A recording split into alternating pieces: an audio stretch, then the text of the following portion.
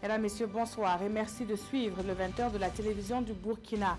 À la une de l'actualité ce soir, le chef du gouvernement face à la représentation nationale. La situation sécuritaire au Burkina a été exposée, les pertes, mais surtout la riposte expliquée aux députés.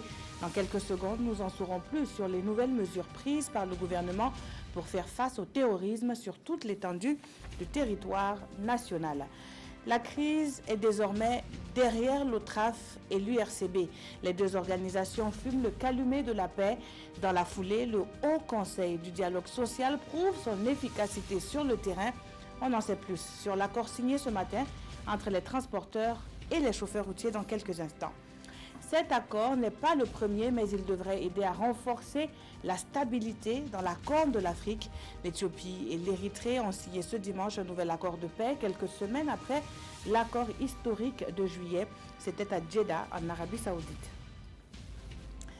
Bienvenue à tous. La plénière ouverte ce matin à l'Assemblée nationale est consacrée à la situation sécuritaire. L'exposé est fait non pas par le chef du département ministériel en charge, mais par le chef du gouvernement lui-même. Le moment est solennel et le ton grave, tout comme le sujet abordé. Paul Kabatieba annonce les nouvelles dispositions dans la lutte contre le terrorisme. La synthèse avec Lassina Ouattara et Estelle Judith Sokba.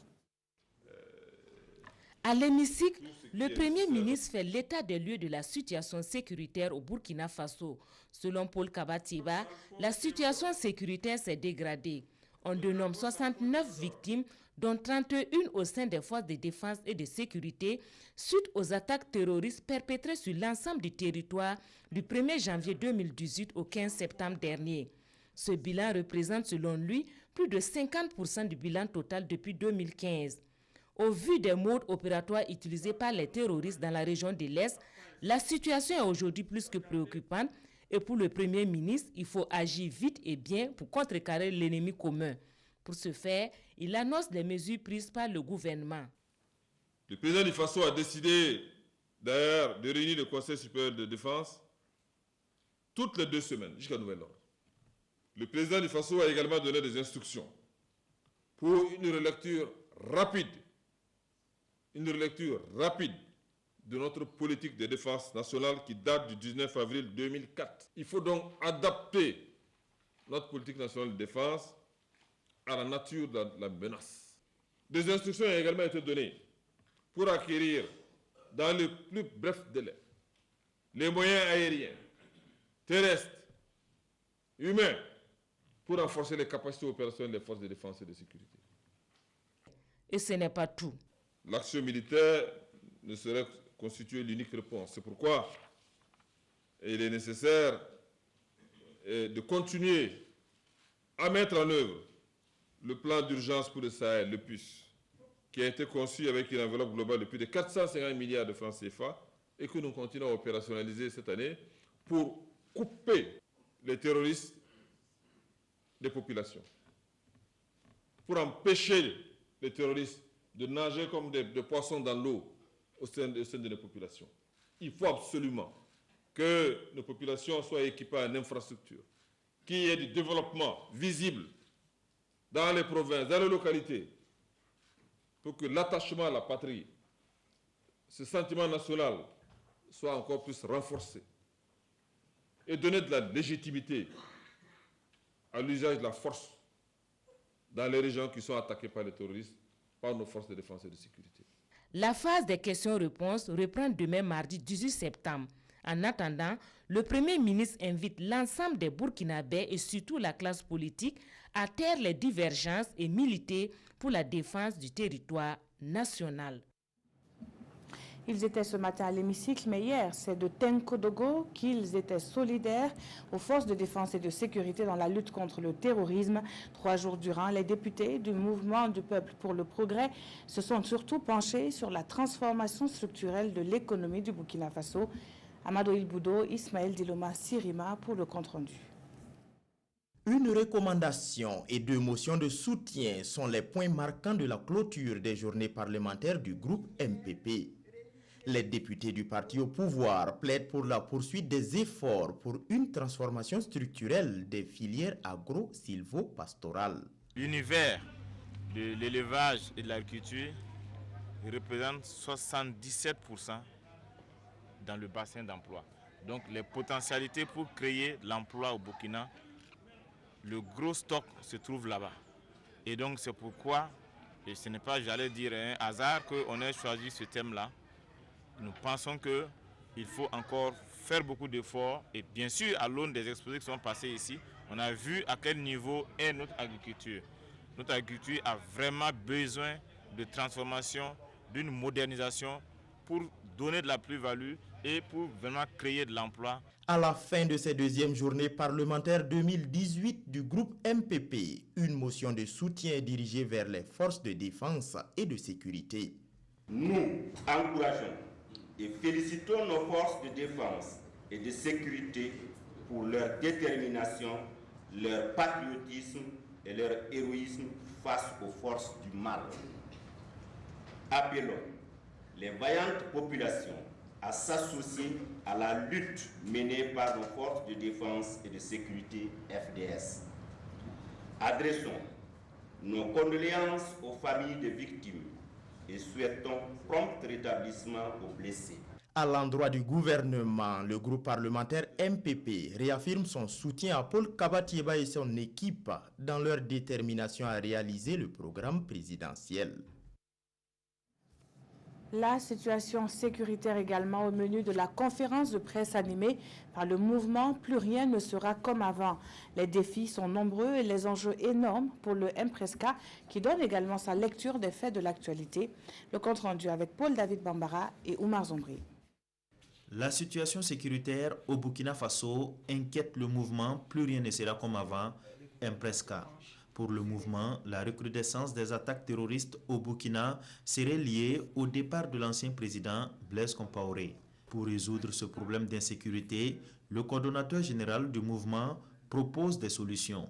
Le mouvement Plus rien ne sera comme avant invite la classe burkinabé dans son ensemble à prendre son bâton de pèlerin pour parcourir les villes et campagnes, les villages et hameaux de culture pour sensibiliser et outiller les braves populations à collaborer avec les forces de défense et de sécurité dans cette lutte contre le terrorisme et le grand banditisme. Appelle le gouvernement à ne ménager aucun effort pour pourvoir aux forces de défense et de sécurité en équipement adéquat. En plus de la situation sécuritaire, le projet de référendum, la marche du CEFOP, prévu pour ce 29 septembre, la question des fermetures des écoles et enfin le procès de putsch manqué de septembre 2015 étaient aussi au menu des échanges. Un procès verbal de conciliation, le langage est certes juridique, mais il nous intéresse tous. Et pour cause, cet acte consenti par l'OTRAF et l'URCB met fin à une crise dans un passé récent qui a causé bien de dommages pour les uns et les autres. Les transporteurs et les chauffeurs routiers parlent désormais d'une même voix, une conciliation menée sous l'égide du Haut Conseil du dialogue social. Kwale Nebié, Maïmouna Traoré. Après plusieurs semaines de concertation entre l'Organisation des transporteurs routiers du Faso OTRAF et l'Union des chauffeurs routiers du Burkina UCRB, les deux organisations syndicales sont parvenues à un accord. Un accord qui met fin à la crise et aux revendications des chauffeurs qui demandaient la démission du président de l'OTRAF. Elle s'engage ainsi à respecter tous les protocoles et conventions sectorielles qui les lient, à privilégier le dialogue et à préserver les intérêts économiques et sociaux du Burkina Faso. Les deux parties s'engagent à respecter désormais scrupuleusement la Convention 87 de l'OIT sur la liberté syndicale et d'association en renonçant à demander le départ de leur poste d'un ou des dirigeants de l'organisation syndicale. Mettre en œuvre les engagements signés à la rencontre du 27 août 2018 sur la gestion du fret et l'amélioration des conditions de vie des chauffeurs routiers. Sensibiliser leurs militants sur le respect mutuel et le principe d'autonomie de chaque organisation. Développer la communication entre les deux organisations afin d'éviter les situations de conflit. L'OTRAF et l'UCRB regrettent cette crise intersyndicale et s'excusent pour les dommages causés à la population. Depuis le temps, l'UCRB et l'OTRAF, nous travaillons ensemble. Nous avons d'ailleurs un protocole que nous travaillons là-dessus. Et nous sommes très contents, au nom de tous les chauffeurs routiers de Burkina. Nous sommes très contents que le gouvernement ait pensé sur notre problème. lever la suspension pour quand même nous permettre de repartir sur le terrain et essayer de défendre nos camarades routiers qui sont sur le corridor et qui souffrent actuellement. Sur les bases des documents que nous travaillons, ce sont des documents de 1984. Et je répète, nous avons nos limites. Et nous avons foi aussi à l'engagement que nous avons fait. Le chef du gouvernement salue ce nouveau départ. Des mesures seront prises pour lever la suspension des deux organisations syndicales et améliorer les conditions de travail des chauffeurs et des transporteurs routiers. Tirant donc des leçons donc, de ce qui a été dit, le gouvernement donc prendra ses responsabilités pour que le processus puisse se poursuivre. Par donc la lever la suspension, mais également donc, par l'institution rapide d'une commission qui va donc travailler à mettre en place ce que je viens de décider tout à l'heure. Pour l'OTRAF et l'UCRB, la crise est désormais derrière elle. Le défi, travailler pour qu'une telle situation n'arrive encore au Burkina Faso.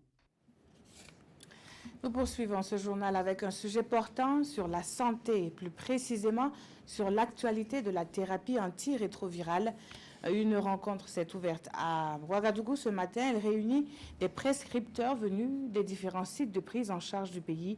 Plus de précisions avec Yacouba Gamene et Kadi Sanogo.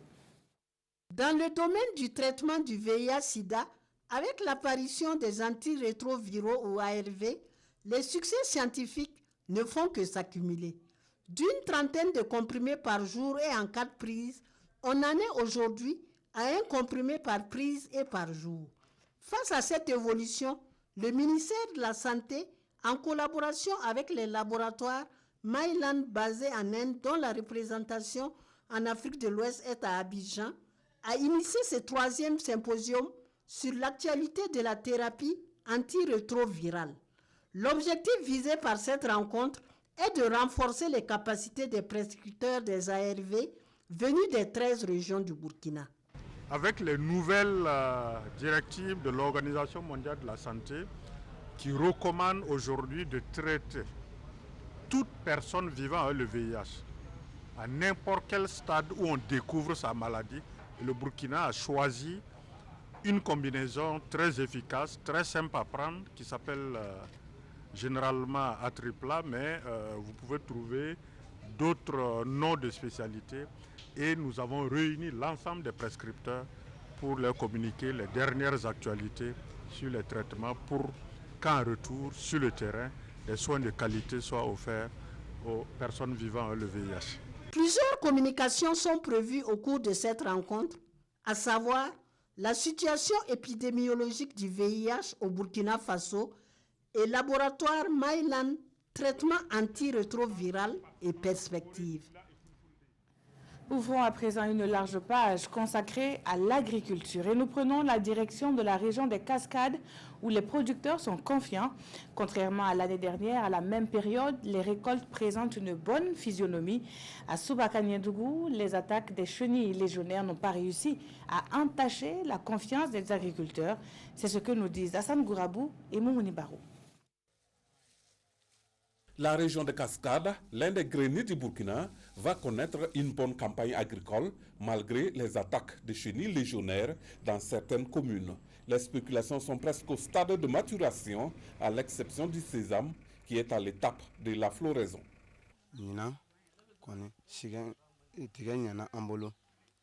Cette année, les arachides ont bien donné.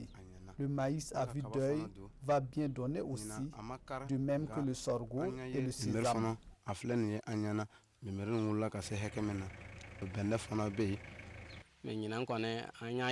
Cette année, en tout cas, la campagne agricole va réussir. Quand on voit le maïs, c'est résistant. La campagne hivernale 2018-2019, elle se déroule relativement assez bonne dans notre zone. Parce que si nous prenons en vue d'ensemble, je prends de façon générale, que ce soit les emblavures en maïs, en céréales, je veux dire en gros, et en légumineuses, bon, dans l'ensemble ça va. Comparativement à celle de l'année dernière, la campagne agricole 2018-2019 connaît déjà des motifs de satisfaction, en témoigne la physionomie des plants. Aujourd'hui, si vous prenez les céréales, notamment le maïs, parce que le maïs constitue 78% des céréales produites au niveau de la région. Donc si vous regardez le maïs aujourd'hui, On est en période d'épiaison et il y en a même qui ont commencé à récolter. Et donc, comparativement à l'année passée, je pense qu'il n'y a pas de commune mesure. Et je pense que les inquiétudes que nous avions au début sont pratiquement levées. Alors, les autres spéculations aussi sont au stade, notamment floraison et piaison. Je pense qu'à ce niveau, là également, il n'y a pas d'inquiétude. Avec la clémence de Dame Nature, les bas-fonds rizicoles connaissent un excès d'eau en ce moment. Mais selon les techniciens, cela n'est pas compromettant pour la culture des riz. C'est vrai qu'il y a beaucoup d'eau, ce qui n'est pas en fait mauvais pour le riz. Et contrairement à l'année passée où on a connu des bas-fonds qui n'ont pas eu d'eau, cette année pratiquement tous les bas-fonds ont de l'eau. Et même un peu en excès, mais bon, comme ça, l'eau circule. Et je pense que là également, il y a vraiment moins d'inquiétude pour ce qui concerne les bas-fonds rizicoles. En termes de prévision, la région de Cascade attend environ 266 400 tonnes de céréales contre 200 000 la campagne 2017-2018. Et on continue avec les bonnes nouvelles, des résultats qui vont au-delà des attentes. Les producteurs du Mung Bean ont de quoi se frotter les mains. Ils sont à Ouagadougou pour faire le bilan de la campagne en cours. Sur plus de 6 000 hectares de Mung Bean emblavés, les récoltes sont estimées à plus de 10 000 tonnes. Plus de précisions avec Konsoum Koulibaly et Maxime Zongo. Cela fait à peine 4 saisons que les producteurs du Burkina ont découvert le Mung Bean grâce au Larlé Naba Tigré, promoteur de la filière. Signe de l'engouement auprès des producteurs, toutes les 45 provinces du pays sont touchées. Et c'est pour faire le bilan de la campagne en cours que les représentants des 13 régions ont été conviés ce week-end à Ouagadougou. Sur près de 6 700 hectares cette année, nous attendons au minimum 6 000 tonnes à 10 000 tonnes de Mung Bean cette année et en pluvial et peut-être en ajouter aux productions de contre-saison, nous pensons atteindre autour de 15 000 tonnes. Grâce à l'appui technique et financier des partenaires locaux et étrangers, la filière, selon son promoteur, se porte bien. Mieux, toute la production sera enlevée et à bonne date. Nous voulons aussi rassurer les producteurs de Mung Bean que toute leur production sera enlevée, afin qu'ils puissent avoir des revenus pour envoyer les enfants à l'école. Les difficultés liées à la filière production, transformation, commercialisation ont été largement débattues à l'occasion de cette rencontre bilan. Le promoteur qui entend faire de la filière un maillon essentiel pour le développement de l'économie nationale s'engage à multiplier les initiatives et à renforcer la sensibilisation auprès des producteurs et des partenaires. Un geste qui tombe à point nommé en cette période de soudure. Nous sommes à Pabré, dans le Kadiogo, où plusieurs tonnes de vivres ont été remises à des familles vulnérables. Le geste du ministre de l'Intégration africaine et des Burkinabés de l'extérieur. Voyons cela en image avec Nongba Kouda sur un commentaire signé Bouma Ernest Nebié.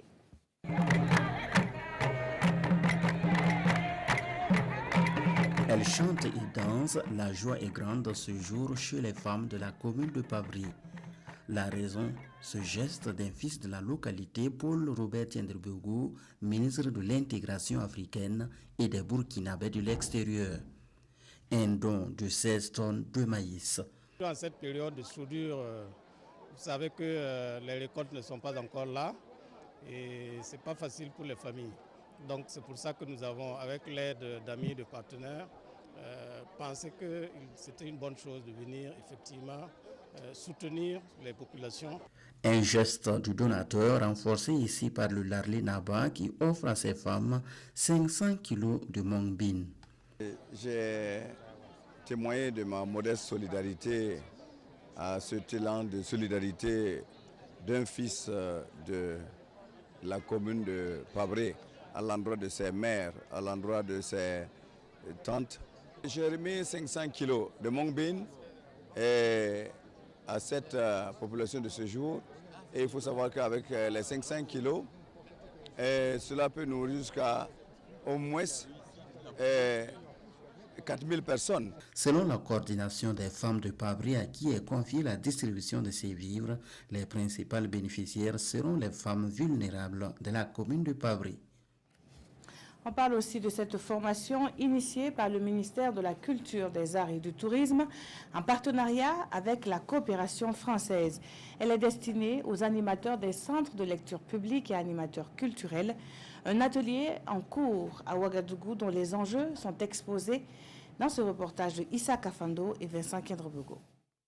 L'atelier ouvert par le ministre de la Culture, des Arts et du Tourisme vise à renforcer les capacités des animateurs des centres de lecture et les animateurs culturels. L'initiative est du gouvernement burkinabé en partenariat avec la coopération française dans le cadre de la promotion du livre. Le projet lecture publique a, depuis les années 90, accompagné le processus de décentralisation dans notre pays en créant des bibliothèques communales de lecture et permis à des milliers de nos concitoyens d'accéder à l'information, à la formation et à l'éducation. Cette année encore, la coopération française témoigne de son attachement au bien-être de nos populations à travers la mise en œuvre du Fonds de solidarité prioritaire et d'innovation qui, dans un contexte nouveau, constitue une reprise du partenariat franco-burkinabé dans le domaine du livre et des bibliothèques. Le renforcement des capacités des acteurs culturels, et plus particulièrement des animateurs du réseau national de lecture publique, constitue la pierre angulaire pour l'atteinte des objectifs de notre département.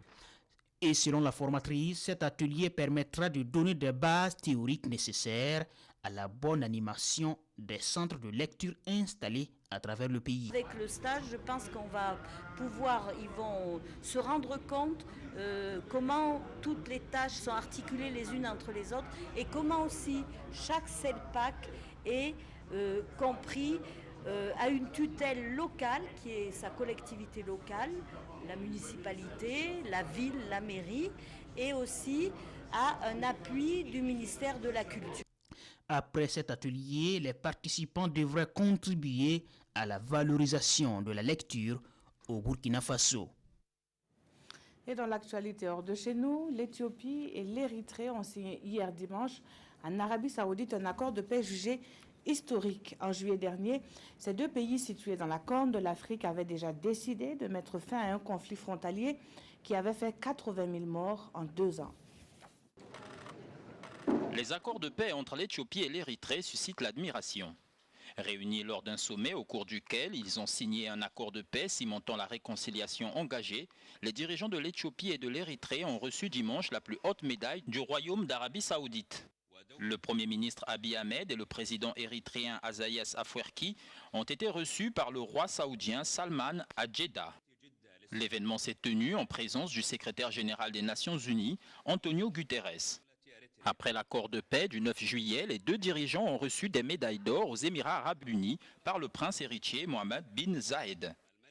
À l'occasion du Nouvel An éthiopien, Abiy et Afwerki ont rouvert le 11 septembre 2 points de passage frontaliers terrestres pour la première fois en 20 ans, ouvrant la voie au commerce entre les deux pays. Le Premier ministre éthiopien Abiy Ahmed et le président érythréen Isaias Afwerki ont signé en juillet une déclaration de paix qui met officiellement fin à 2 décennies d'hostilité.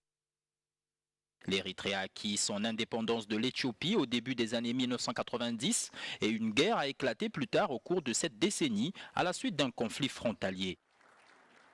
Une démarcation de la frontière appuyée par l'ONU en 2002 était censée régler définitivement le différend, mais l'Éthiopie a refusé de s'y conformer. Près de 9 milliards en espèces et en bijoux ont été saisis dans les bagages d'une délégation accompagnant Théodorin Obiang Nguema dans un aéroport brésilien. Le fils du président équato-guinéen aurait amené cette forte somme d'argent pour payer un traitement médical qu'il devait suivre à Sao Paulo. Après des procès avec la justice américaine et française, c'est à présent avec les douanes brésiliennes que Théodorin Nguema Obiang Nguema va en découdre. Selon plusieurs médias brésiliens, plus de 16 millions de dollars en espèces et en bijoux ont été saisis samedi dans les bagages d'une délégation accompagnant le fils du président de Guinée équatoriale dans un aéroport à Sao Paulo. Dans le détail, la police fédérale brésilienne a saisi près de 1,5 million de dollars en espèces dans une valise et des montres de luxe d'une valeur estimée à 15 millions de dollars dans une autre. La loi brésilienne interdit l'entrée dans le territoire avec une quantité d'espèces supérieure à 10 000 reais, environ 2400 $. D'après la chaîne brésilienne TV Globo, la délégation n'étant pas en mission officielle, seule Théodorine Guéma-Obiang bénéficiait d'immunité diplomatique. Une source diplomatique équato-guinéenne citée par les médias locaux explique que le vice-président équato-guinéen a amené cette grande quantité d'espèces pour payer un traitement médical qu'il devait suivre à Sao Paulo. Les montres, quant à elles, seraient pour l'usage personnel du fils du président, ses initiales étant gravées dessus. Revenons au Burkina pour en savoir un peu plus sur le procès du putsch qui se tient donc à Ouagadougou. 2 capitaines appelés à la barre ce 17 septembre. L'intendant militaire Saïdou Gaston Ouedraogo continue de plaider non coupable tout en reconnaissant avoir été chercher du matériel sur le territoire ivoirien. Hussein Zoumbri, lui, soutient que les SMS retracés par l'expertise ont été tripatouillés. Le point avec Draman Guéné. A toujours plaidé non coupable. Celui-là même qui est allé le 19 septembre chercher du matériel de maintien d'ordre en territoire ivoirien à bord d'un hélicoptère de l'armée de l'air. Il dit avoir exécuté la mission sans pour autant en connaître la destination, encore moins l'objet. On m'a envoyé en mission à la base aérienne, il y avait des exécutants comme moi. Nous n'avons fait qu'obéir à des ordres militaires. Tout porte à croire que toute l'armée était au courant de la mission, affirme le capitaine. Maître Bali Baziomou, l'avocat de l'accusé, corrobore l'idée avec l'ordre de mission de son client, dont voici le contenu. Ordre est donné au commandant de la base aérienne d'effectuer une mission au profit de la présidence du Faso. Fin de citation. Un ordre de mission signé de l'état-major de l'armée de l'air. Et Maître Baziomou poursuit, à l'escale de Bobo de Lasso et à la destination de Nyankologo, l'hélicoptère était sécurisé par la gendarmerie nationale. Donc, il s'agit d'une mission militaire à laquelle toute l'armée burkinabé a participé. Le matériel ramené était composé de 8 caisses de gaz lacrymogènes et d'une valise dont le capitaine dit ignorer le contenu. Mais pour le parquet, la valise contenait de l'argent, une forte somme destinée à soutenir le coup d'État. Quant au matériel, il a été remis au chef de service technique du RSP. Le capitaine s'est rendu le 29 septembre et le lendemain, il a été appelé à l'intendance militaire. Il a été arrêté et dans la perquisition de son véhicule, on découvre la somme de 126 millions de francs CFA. C'est la comptabilité du RSP selon l'accusé. L'argent était dans le véhicule avec toutes les pièces comptables. Il n'y avait aucune idée de mettre la main sur cet argent. Seulement, dit-il, je n'ai pas eu le temps de le déclarer. Après lui, un autre officier arrive à la barre, le capitaine Hussein Zoumbri. L'officier a participé à la rencontre du 16 septembre, au cours de laquelle le général Diengéré a demandé aux officiers de l'accompagner et d'encadrer les hommes. Le même jour, j'ai vu la déclaration du CND sur la table du chef du corps du RSP. À la rencontre, il y avait des militaires et 3 civils. L'ancien bâtonnier Mamadou Traoré, le journaliste Adama Ouedraogo d'Idamis et Abdul Karim Traoré de Perfector. Je pense que la déclaration a été rédigée par les civils puisqu'on l'a sortie de l'ordinateur de l'un d'entre eux pour imprimer. Jusque-là, le capitaine ne se reproche rien et dit n'avoir eu à poser aucun acte tendant à consolider le coup d'État. J'ai appelé les hommes à rester au camp puisque le 16 septembre déjà, les magasins d'armes étaient cassés et des véhicules étaient dehors. C'était du désordre. Des soldats comme Dassami, Bourema Zouré, Olo Stanislas Poda, Roger Koussoubé, Ali Sanou et bien d'autres narguaient nous les officiers et nous menaçaient. Le capitaine aura encore maille à partir avec les soldats dès l'annonce du désarmement du RSP. Dans son récit, le capitaine est dépassé, la gorge est nouée et il fonde en larmes. Contre nos ordres, des soldats ont bloqué la sortie du matériel. J'étais impuissant face à mes subordonnés. Ils sabotaient les véhicules pour s'opposer au désarmement en vidant les réservoirs ou en enlevant les batteries. Le 29 septembre, tôt le matin, le conseil de l'entente était encerclé par l'armée.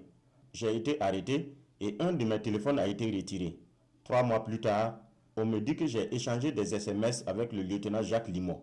Le parquet militaire lit alors quelques messages reconstitués après l'expertise téléphonique du capitaine.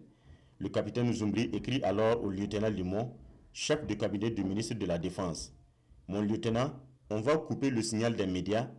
Connais-tu quelqu'un qui peut nous aider ?» Le capitaine s'insurge contre le parquet qui a cité le message. « Pensez-vous qu'un officier normal va ordonner d'aller couper des radios? Mettez-vous au sérieux. » C'est du faux, selon maître Adrien Nyon, avocat du capitaine. Nous avons voulu demander une contre-expertise, mais nous étions matériellement dépourvus, vu que votre expertise a coûté plus de 600 millions de francs CFA. L'accusé revient encore à la barre ce mardi. L'insécurité dans l'Est du Burkina alimente les quotidiens de ce jour, suivant la revue de la presse, la première donc de cette semaine signée Abdoul Rasmane Zongo. 9 civils tués à l'Est dans la nuit du 14 au 15 septembre et le gouvernement par le biais de l'armée note aujourd'hui au Fassou riposte par des frappes aériennes à Gaïri et à Pama. Énième attaque terroriste renchérit le pays et l'armée monte ses muscles. Elle a pilonné les positions des fameux individus non identifiés, ce ne sont pas mes mots, une opération qui consiste à démanteler les cellules terroristes, mais aussi, poursuit notre confrère, à rassurer les Burkinabés sur la capacité de la Grande Muette à faire face aux défis sécuritaires. Cela a été rendu possible grâce à la collaboration des populations et le journal Le Pays prévient. Il faudra alors protéger les sources d'information. Face à ces attaques terroristes à l'Est, sachant raison garder, clame l'observateur. Elles ont été revendiquées d'une part, et s'agit-il d'un maquillage, d'une mise en scène pour brouiller les pistes ou d'une preuve de l'existence réelle de cellules terroristes au Burkina Faso? D'autre part, des ministres indexent ou soupçonnent des Burkinabés qui seraient complices ou auteurs dans ces attaques. Dans un tel scénario, se questionne l'observateur, qu'attend donc l'État de les identifier et de les châtier? Au cas échéant, si ces individus non identifiés ne sont toujours pas identifiés, alors évitons les déclarations de nature à diviser les Burkinabés et unissons nos forces face à cette force aveugle. Merci d'avoir suivi ce journal qui s'achève. Très bonne suite de programmes sur la télévision du Burkina.